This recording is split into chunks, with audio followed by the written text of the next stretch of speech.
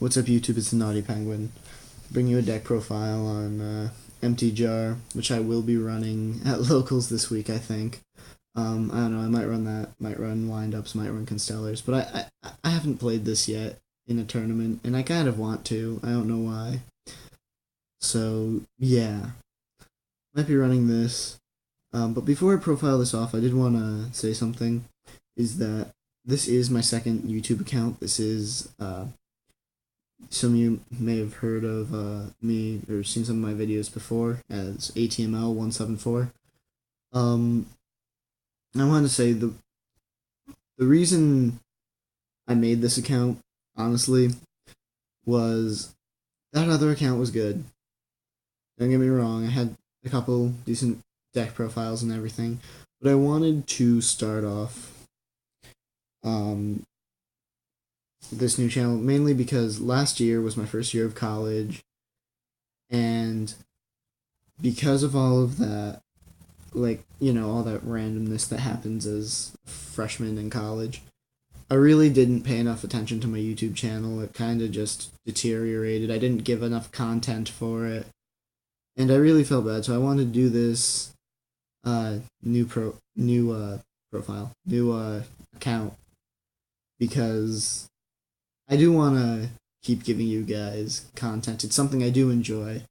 I just had a lot of things going on last year, and this year I will as well. I am taking Orgo 2, I'm taking labs, I'm taking a physics class and physics lab and all that. So I'm going to be swamped with work on top of being on the e-board for some clubs.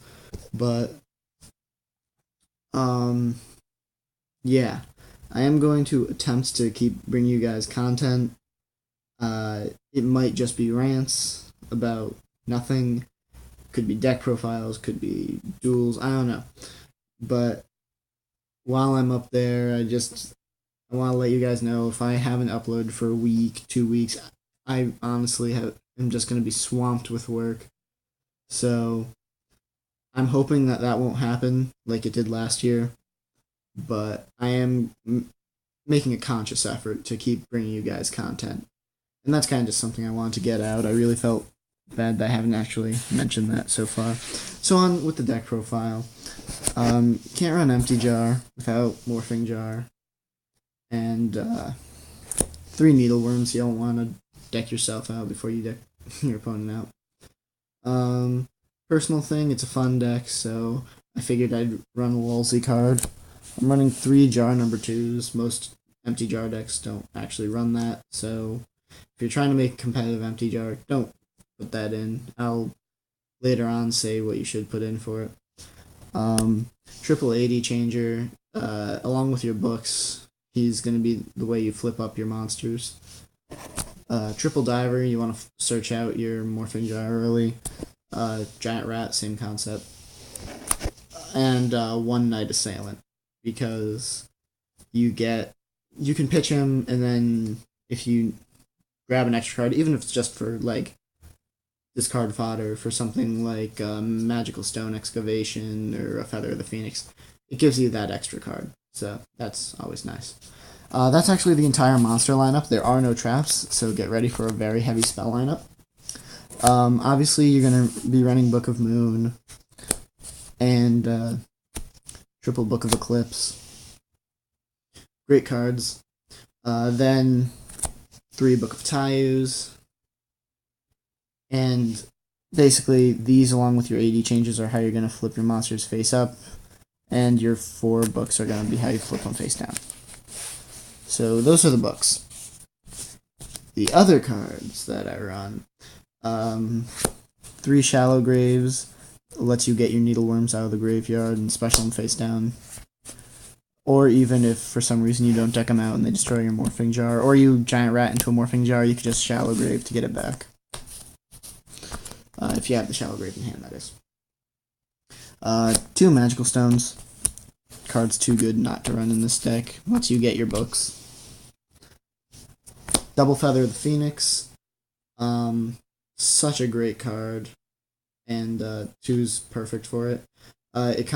You kind of want to combo it with your 3 upstarts your 1 day piece. And even I also run 2 hand destructions, so you're basically just gonna get your card anyway. Foolish Burial, dump your AD changer. Burial from a different dimension, get your AD changers back in grave and keep reusing them. Card Destruction, once again, you don't want to deck out first, so what I like to do is, if I have an AD changer in grave, or if I have a Book of Tayu, set everything, activate this, then flip up Morphing Jar and get your stuff back. And the last card is I run 1 Magical Mallet. I've seen decks that run 2 of these. I've seen decks that run 3 of those. So I can't really tell you how many of those to run.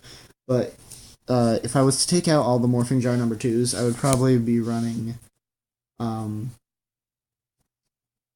more of those and 1 more Hand Destruction, or maybe 2 Mallets, a 3rd Hand Destruction, and a 3rd Feather of the Phoenix.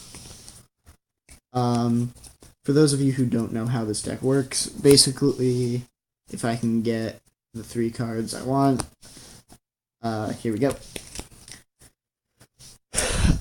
Say you have your Morphing Jar face down, and you play Book of Tayu. It flips up, and you activate their effect.